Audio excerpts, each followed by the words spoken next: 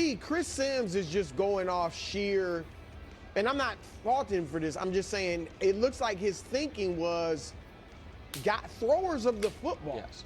Like, who are the best throwers of the football? Clear, there's no other reason to put Justin Herbert ahead of Hurts. But when you just do it, throwers of the football, you can argue it. Obviously, he hasn't done it in the postseason, and he's shown cracks there, and Hurts has been phenomenal. Even Lamar, people were like, what about Lamar? Lamar's passing stats last 2 years have been excellent. Yes. You know what I mean? Now, Allen's haven't, but the running is sensational. Allen's and his passing passing last is year pretty- was right, excellent. was great. I think with Hurts, he is in the perfect situation. He's got great receivers, even though they don't throw it a ton. He's got the great running back and the great offensive line, and he's a tremendous leader. And if he keeps winning, then he will eventually move up. Oh, man, we go through this argument every cycle with the beginning of each year, and I get it. You know, you got to judge a QB based on, you know, what he puts out there product-wise. And it's not solely dependent on him. It's a team around him. You know, it's also, you know, defense. That doesn't get heavily factored into the equation because, you know, we're primarily looking at, you know, these guys on the offensive side and stats and stuff. But this argument is fucking ridiculous. I mean, Chris Sims, first of all, who is he? You know, and he's judging with bias. You know, he's going off of pure arm talent and what these guys have been able to produce as far as in the stats category. And it's a flawed argument, you know, because it's a results-based business. Hurts and, you know, the Eagles, his squad brought home the trophy in 2024. And, you know, if you're not judging, if that is not a weighty component of your measuring stick, the way you look and evaluate quarterbacks, then you're in the wrong business. You're evaluating with the wrong eyes, and you're not someone that needs to be seriously considered as far as, you know, their opinions mattering. You know, I'm gonna go down, you know, every guy on this list, and I mean, there's some debatable points, and I get it. It's to some extent you do have to consider the overall talent the quarterback has and the impact they have on their respective offenses, but we have to also look at the results. And he's just not, you know, Hurts isn't just some you know, third tier guy who's being pulled along, dragged along behind his team and being hidden within the construct of his team.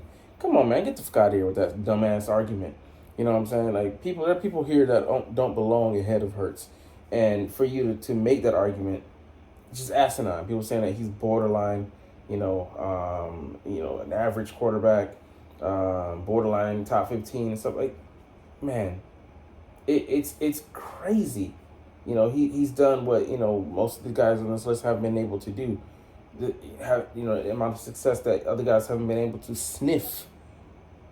But yet, you know, we want to catapult them up here because they fit the prototypical look. They're, you know, the stereotypical quarterback that, you know, teams pine after and search for in their searches. But yeah, this guy who was drafted in the second round several seasons ago, you know, reigned supreme. And outside of Patrick Mahomes, who's beating his record? I mean, it's so many caveats, man. So before we get into evaluating, you know, his contemporaries, let's look at, you know, a couple things. Chris Sims' logic doesn't add up, man. It ain't adding up. If we were judging, you know, based off of throwers of the football, then Burrow should be at the head of this list based on his 2024 season. He had, 4,800, upwards of, you know, 4,900 yards. I mean, that should be tops, right? If not him, Lamar, who should have won the MVP in my opinion. But Levy in one category as the weightiest argument is a fool's errand. Because if it was all just some pure arm talent, Justin Herbert would rank top, you know, 5 every single year. He's just, you know, the picturesque, you know, statue in the pocket. You know, stands tall, 6'4", 6'5". I think 6'5" or 6'6". You know, 230. Has a cannon for an arm. You know, put up pretty good stats last year, 35-10. But when it came to when it mattered, the playoffs, the man was crashing out heavily. You know what I'm saying? And people say, well, you want to, give him a pass. Why? And then in the same end, they want to condemn, want to nail Hurts to the cross for, being surrounded by greatness. That's not his fault. We'll get to that later, but like, you're gonna punish a guy, for being, in a situation, being put in a situation. Because when he got there was actually a guy ahead of him, and he couldn't get it done. Yet he had gotten it done. Won Carson Wentz, his MVP-esque season in 2017, and just never found his footing after that because he was, I believe, too stubborn to stuck in his ways, too stuck in wanting to approach the game and his brand and his way, and he fell short. But number two, I put it in several categories. Look at these guys; their passer efficiency rating, wins, playoff performance, clutchness, and intangibles. Like, intangibles, okay. Like, let's look at that for all these guys. Like, these guys obviously have the good passer ratings. CJ Stroud didn't have one last year, a good one. Baker Mayfield, he got hot. I'll give him that. You know what I'm saying? Patrick Mahomes, a dip from his usual seasons, but he still ended up in the enviable position that 30 other teams would have taken with a flawed season or his worst season in being in the Super Bowl, representing the AFC. Wins. All these guys regular season wise, we're going by that. Except for Herbert, have it. The regular season wins, and Jaden, it's 1 year, man. How can you elevate someone's? I don't care. I mean, unless it was a perfect year, nearly perfect year.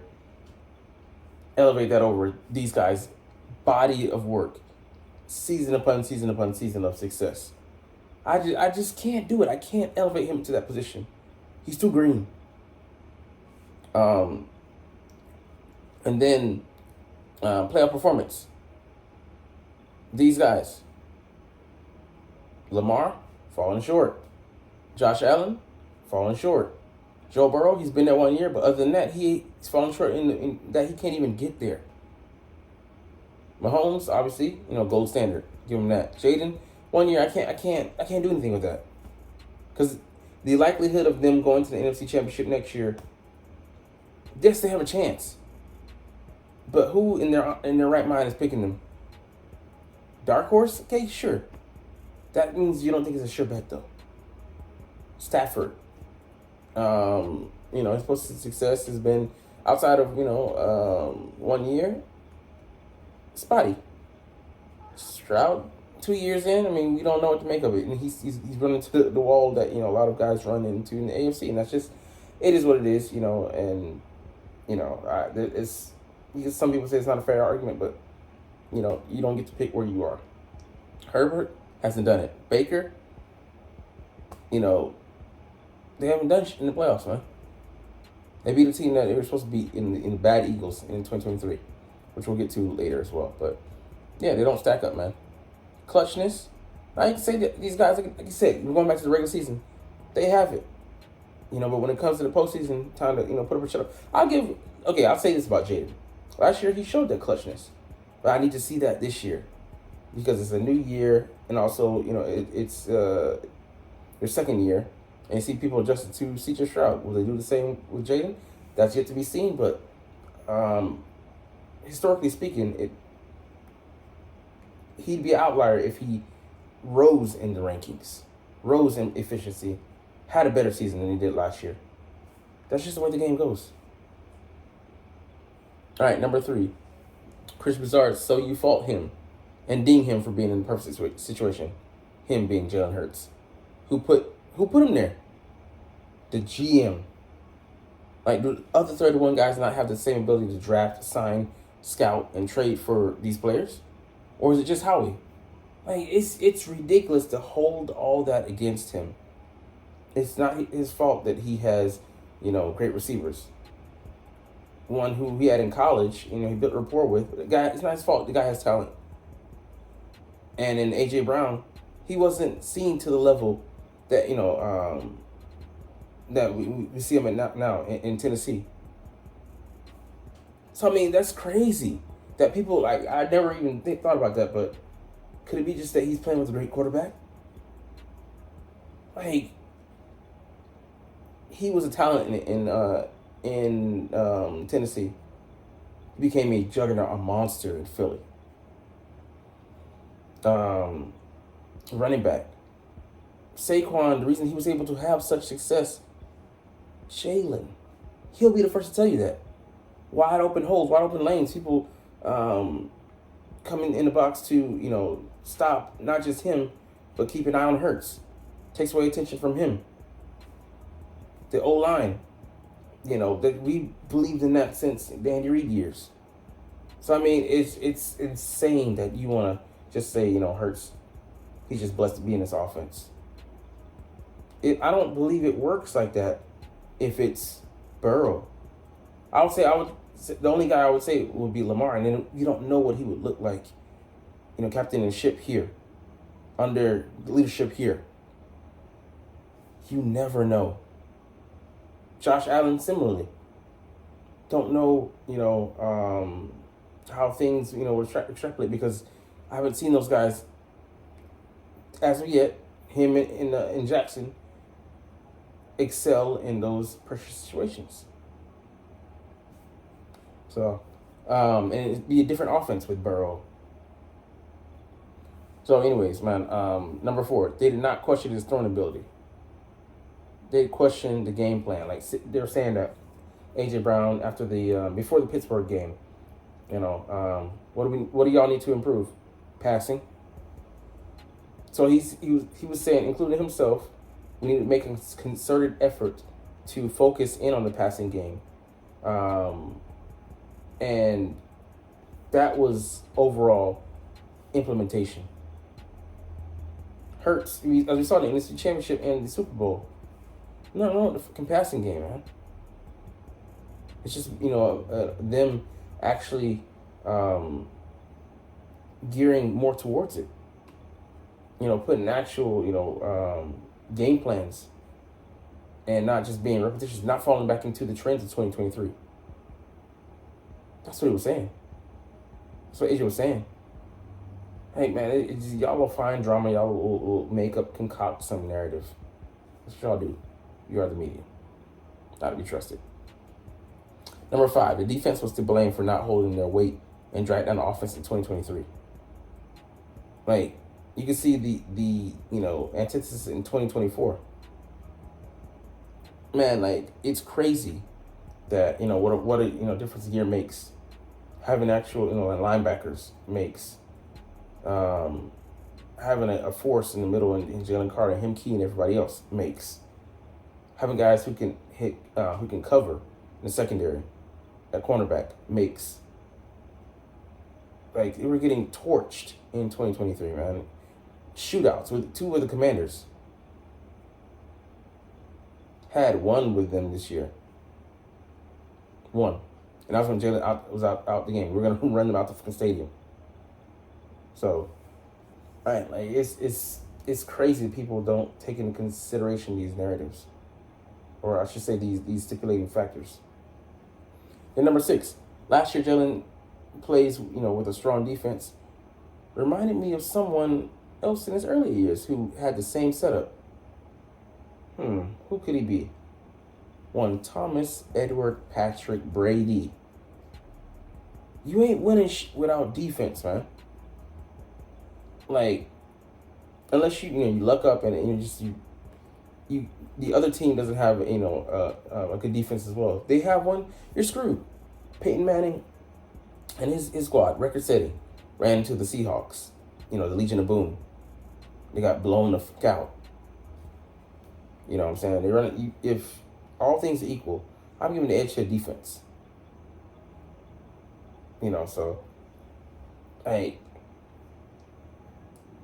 Hurts. He's to blame for his circumstances, for him having a actual team. Oh, but it's all about Hurts. It's a team sport. Is it not? All right, last one we're going to get to here. I'm glad he doesn't get caught up in what Bruce said he should get caught up in, the numbers and prestige and ego of it all. You know, he's saying that, if Jalen goes out and they repeat it, why is it such a high bar here for Jalen? And then for everybody else, it's just, the bare minimum. That sounds, smells, feels like hating. Y'all just hating on the man. Want him to jump through all these hurdles. I mean, they say it all the time, but it's only because Jalen wins in the way. I mean, Uncle Shay Shay says it. Because you don't win the way that we want him to. He don't consistently throw for 300-yard games. He don't put up big stats. He don't throw for, 30-plus TDs every year. But one thing he does do that you cannot discount, that you cannot put, is invaluable. It's winning. Premium. I'd rather have a premium on that. I don't give how we win. He said it himself, smoking a cigar in the hallway after the Super Bowl win. We could, throw for, 50 yards. As long as we get that dub, I don't give a shit. Because I'm playing for rings, not stats. But that's what y'all want. So, I mean, hey, you guys can have that. We'll take the rings. Y'all take the stats and the regular season greatness and the regular season MVPs. As long as we get the rings, Eagles going to fly. And I don't give a shit about anything else. Anyways, we'll get about it here on that note. But, hey, I know that you're not even watching. No, you didn't make it to the end of the video. But it's all good because I love talking about the freaking Philadelphia Eagles. And I love making these videos. So we'll chunk deuces officially. But as always, it's fly, Eagles, fly. And let's motherfucking go. Like, comment, share, and subscribe. Thanks for watching. Check me out at Cintron, Cintron Anime, Cintron Life, or Cintron Laughs, or other social media.